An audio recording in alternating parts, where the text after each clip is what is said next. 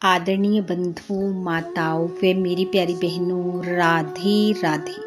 आपका हमारे इस YouTube चैनल पर बहुत बहुत स्वागत है। बंधुओं, आज हम इस वीडियो में भगवान भोलेनाथ के कृष्ण दर्शन अवतार की कथा सुनेंगे, जिसे सुनने सुनाने से भगवान महादेव की कृपा से मनोवांछित फलों की प्राप्ति होती है। कथा सुनने के बाद यदि आप हमारे चैनल पर नए हैं तो कृपया हमारे चैनल को सब्सक्राइब करें, बेल आइकन को प्रेस करें ताकि हमारी वीडियो की नोटिफिकेशन सबसे पहले आप तक पहुंचे। वीडियो को शेयर व लाइक भी जरूर करें। बंधुओं, महाराज नभग श्राद्ध देव मनु के पुत्र और परम वैष्णव राजा अम्बरीश के पिता थे। ये बड़े विद्वान और जितेंद्रिय थे। इन्हीं महाराज नभग को सनातन ब्रह्म तत्व का ज्ञान देने के लिए भगवान सदाशिव ने कृष्ण दर्शन नामक अवतार धारण किया था।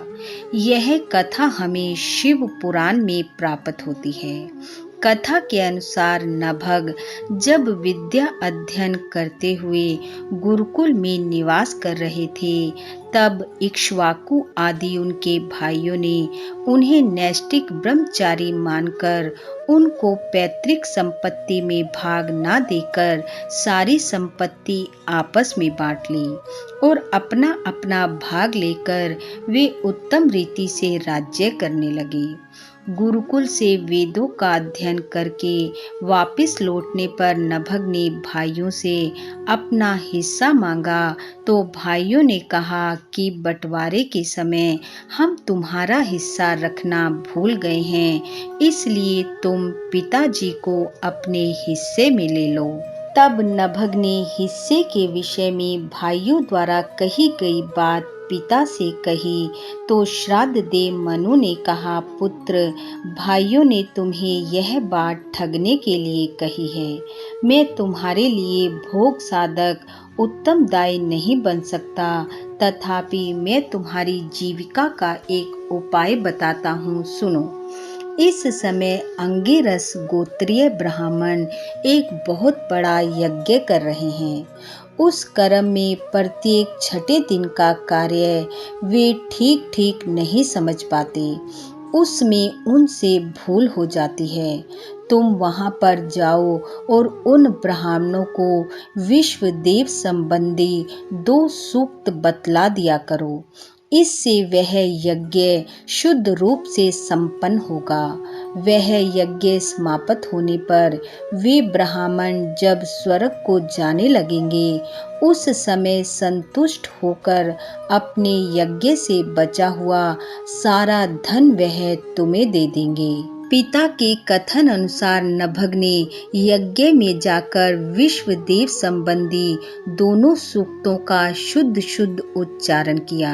यज्ञ कर्म समाप्त होने पर अंगिरस ब्राह्मण यज्ञ से बचा हुआ अपना अपना सारा धन नभग को देकर स्वर्ग चले गए। परंतु उस यज्ञ वशिष्ठ धन को जब नभग ग्रहण करने लगे, तब उसी समय भगवान सदाशिव वहां कृष्ण दर्शन रूप से प्रकट हो गए। उनके सारे अंग बहुत सुंदर परंतु नेत्र कृष्ण वर्ण के थे। उन्होंने नभग से पूछा, तुम कौन हो? इस धन को क्यों ले रहे हो? यह धन तो मेरी संपत्ति है। नभग ने कहा, यह तो यज्ञ से बचा हुआ धन है। इसे ऋषिगण मुझे देकर स्वर्ग चले गए हैं। इसे लेने से आप मुझे क्यों रोक रहे हैं? इस पर कृष्ण दर्शन ने कहा, तात, हम दोनों के इस झगड़े में तुम्हारे पिता ही निर्णायक होंगे। वे जैसा कहें वैसा ही करना चाहिए। तब नभग ने कृष्ण दर्शन की बात अपने पिता से जाकर कही। इस पर श्राद्ध देव मनु ने भगवान सदाशिव के चरण कमलों का ध्यान किया और पुत्र नभग को समझाते हुए कहा, तात, वे पुरुष जो तुम्हें धन लेने से रोक रहे हैं वे कोई और नहीं बल्कि स्वयं भगवान सदाशिव ही हैं। वैसे तो संसार की समस्त संपत्ति उन्हीं परमात्मा की है, परंतु यज्ञ धन पर उनका विशेष अधिकार है। इसलिए तुम्हें उनके पास जाकर अपने द्वारा हुए अपराध के लिए उनसे क्षमा मांगनी चाहिए। पिता की बात सुनकर नभग कृष्ण दर्शन भगवान शिव के पास वापस आए और उनसे अनजाने में हुए अपराध के लिए क्षमा मांगी। उनके चरणों में मस्तक रखकर प्रणाम किया और सुंदर स्तुतियों से उनका स्तवन किया। लीलाधारी भगवान ने प्रसन्न होकर नभग पर कृपा दृष्टि डाली और मुस्कुराते हुए कहा, हे नभग, तुम्हारे पिता ने धर्म अनुकूल निर्णय दिया है और तुमने भी साधु स्वभाव के कारण सत्य ही कहा है। अतः मैं तुम पर बहुत प्रसन्न हूँ।